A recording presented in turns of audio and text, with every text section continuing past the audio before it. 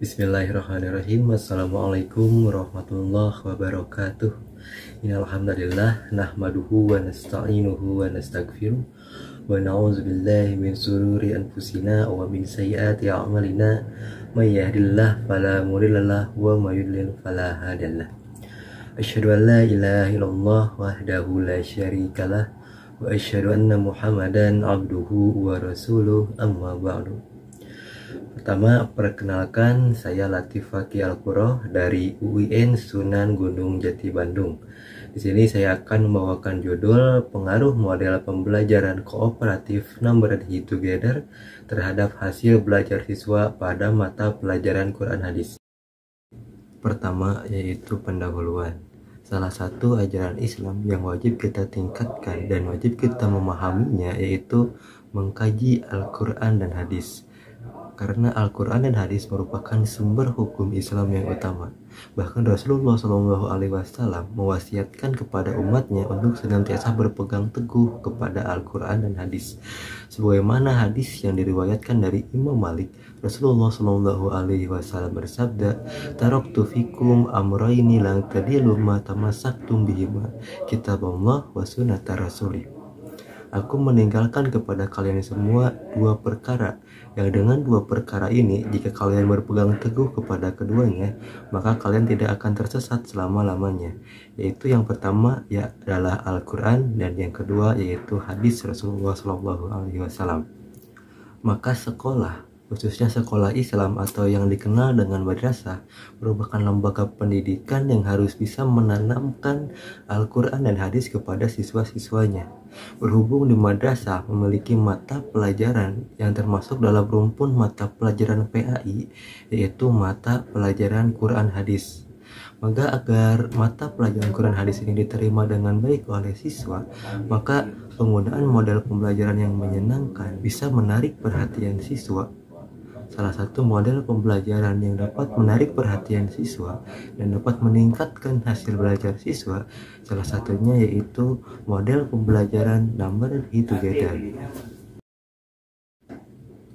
Dalam penelitian ini, penulis memakai pendekatan kuantitatif. Pendekatan kuantitatif merupakan penerapan prosedur kerja secara baku dan mengolah data ke dalam angka-angka numerikal, khususnya yang menyangkut atribut dan kualitas subjek. Dalam penelitian ini menggunakan pendekatan kuantitatif karena mencoba menghubungkan dua variabel yang mana data-data ini berupa angka-angka yang akan diolah secara statistik. Kemudian dalam penelitian ini menggunakan metode kuasi eksperimen atau eksperimen temu, yang mana nantinya siswa akan dibagi menjadi dua kelas atau dua kelompok. Yang satu kelompok eksperimen yang akan menggunakan model NHT ini, dan kelompok kontrol yang akan menggunakan model pembelajaran biasa yang konvensional yaitu metode ceramah. Yang mana dalam desain ini kelompok kontrol maupun kelompok eksperimen tidak dipilih secara random. Selanjutnya hasil penelitian dan pembahasan. Yang pertama mengenai kelas kontrol. Pada kelas kontrol mengambil kelas 8B. Jumlah siswa yang ada di kelas ini sebanyak 21 orang. Di antaranya 14 laki-laki dan 7 orang perempuan.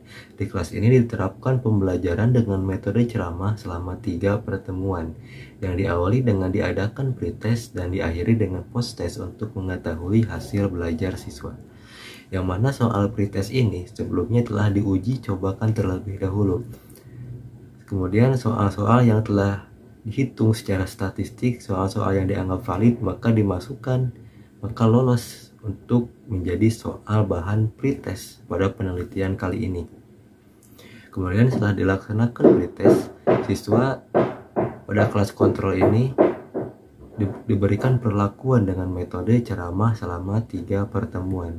Setelah diterapkan metode ceramah selama 3 pertemuan, maka untuk melihat perkembangannya maka diadakan post-test untuk melihat hasil belajar siswa setelah diterapkan metode ceramah pada kelas kontrol ini.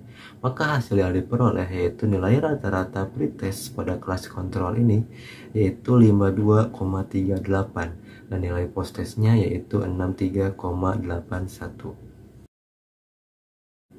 Kemudian yang kedua yaitu hasil penelitian dan pembahasan di kelas eksperimen.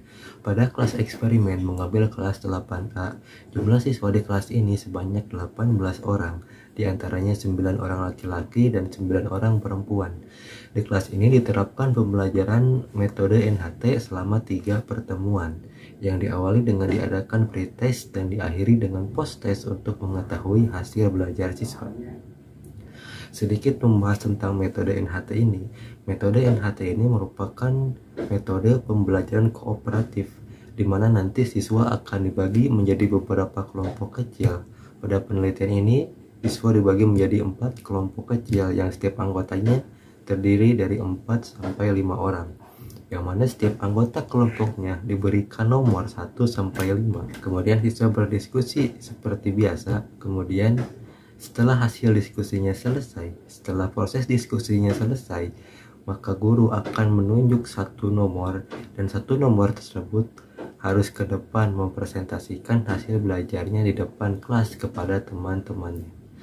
Maka setelah diberlakukan metode NHT ini selama 3 pertemuan, maka diadakan post-test. Maka hasilnya rata-rata nilai pretest kelas eksperimen yaitu 42,78 dan nilai post-test kelas eksperimen yaitu 80,56. Selanjutnya yaitu analisis data. Pengujian analisis data ini dilakukan untuk mengetahui apakah terdapat perbedaan antara kelas eksperimen dan kelas kontrol.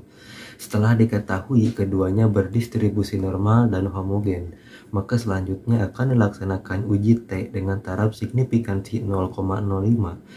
Maka sampel akan dinyatakan terdapat perbedaan apabila T hitung lebih besar dari T tabel. Maka hasil pengujian T hitung dapat disimpulkan bahwa nilai rata-rata kelas eksperimen yaitu 80,56 dan nilai rata-rata kelas kontrol yaitu 63,81. Maka setelah dihitung, maka T hitungnya sebesar 3,11 sedangkan T tabelnya 2,03. Maka di sini T hitung lebih besar daripada T tabel.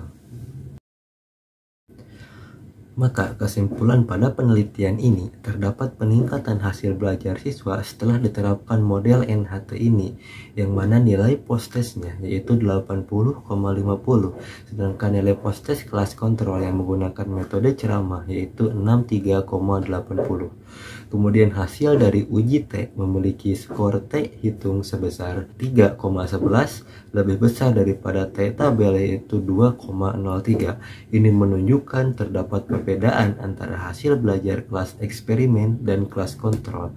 Maka dapat disimpulkan terdapat peningkatan hasil belajar siswa setelah diterapkan model NHT pada mata pelajaran Quran Hadis. Sekian yang dapat saya sampaikan. Wassalamualaikum warahmatullahi wabarakatuh.